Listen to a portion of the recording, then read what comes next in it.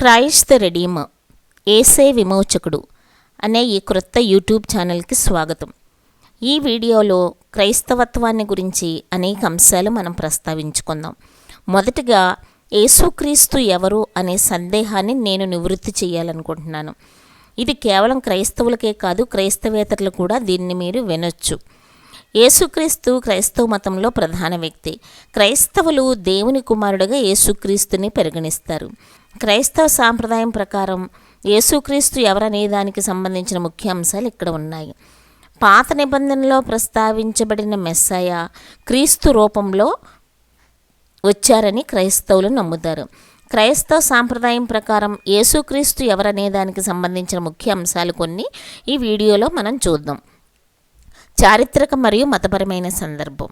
యేసుక్రీస్తు జననం క్రీస్తు పూర్వం 4 నుంచి 6 మధ్యలో మరియా మరియు యోసేపు దంపతులకు యేసు బెత్లెహేంలో జన్మించారు. ఆయన జన్మదినం డిసెంబర్ 25న జరుపుకుంటారు. దీన్ని క్రిస్మస్ అని పిలుస్తారు. మత్తయి, మార్కు, లూకా, యోహాను సువార్తల్లో యేసుక్రీస్తు యొక్క జననం గురించి అనేక విషయాలు రాయబడ్డాయి. దాదాపు 30 సంవత్సరాల వయసులో యేసు తన బహిరంగ పరిచర్యను ప్రారంభించారు. అది సుమారు 3.5 సంవత్సరాలు కొనసాగింది. అతను దేవుని రాజ్యం గురించి బోధించారు, అద్భుతాలు చేశారు, రోగులను స్వస్థపరిచారు మరియు 12 మంది శిష్యులను కూడా సంపాదించారు. ఆయన బోధనలు ప్రేమ, క్షమాపణ, పశ్చాత్తాపాన్ని నొక్కి చెప్పాయి. సిలువ వేయబడటం మరియు పునరుత్థానం.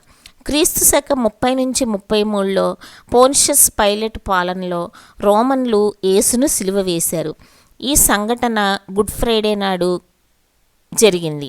యేసు సిలువ వేయబడిన 3వ రోజున మృతుల్లో నుండి లేచారని క్రైస్తవులు ప్రగాఢంగా విశ్వసిస్తారు. ఈ సంఘటనను ఈస్టర్గా జరుపుకుంటారు. ఈ పునరుత్థానం క్రైస్తవ విశ్వాసానికి మూల స్తంభంగా పరిగణించబడుతుంది. ఇది పాపం మరియు మరణంపై విజయాన్ని సూచిస్తుంది. వేదాంత ప్రాముఖ్యత ఏంటి? యేసు దేవుని కుమారుడు. యేసు పూర్తిగా దైవికుడు మరియు పూర్తిగా మానవుడని క్రైస్తవులు నమ్ముతారు. ఈ ద్వంద్వ స్వభావం క్రైస్తవ మతంలో ఒక ప్రాథమిక సిద్ధాంతం. దీన్ని హైపోస్టాటిక్ యూనియన్ అని పిలుస్తారు.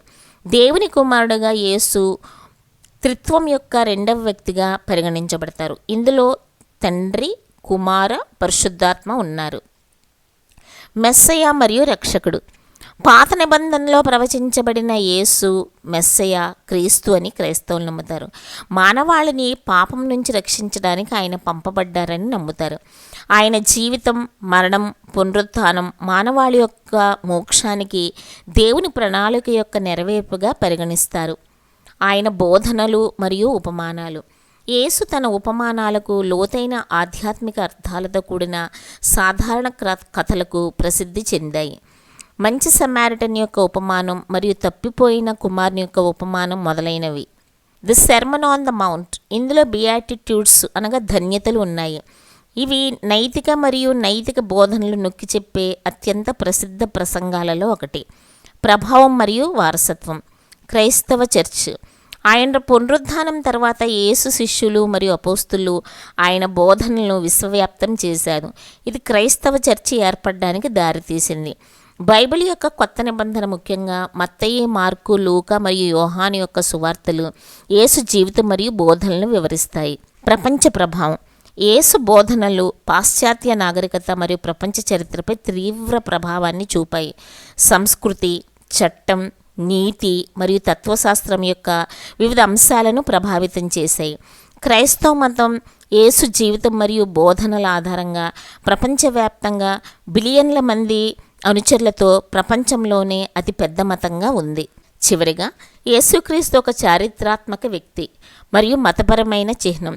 దేవుని కుమారుడు మరియు మానవాళి యొక్క రక్షకునిగా క్రైస్తవ విశ్వాసానికి కేంద్రంగా ఉన్నారు. అతని జీవితం మరియు బోధనలు ప్రపంచవ్యాప్తంగా మిలియన్ల మందిని ప్రభావితం చేస్తూనే ఉన్నాయి. ఈ వీడియోని వీక్షించిన ప్రేక్షకులందరికీ ధన్యవాదములు. మరికొన్ని ఆధ్యాత్మికమైనటువంటి విషయాలతో అనేక వీడియోలతో మీ ముందుకు వస్తాను.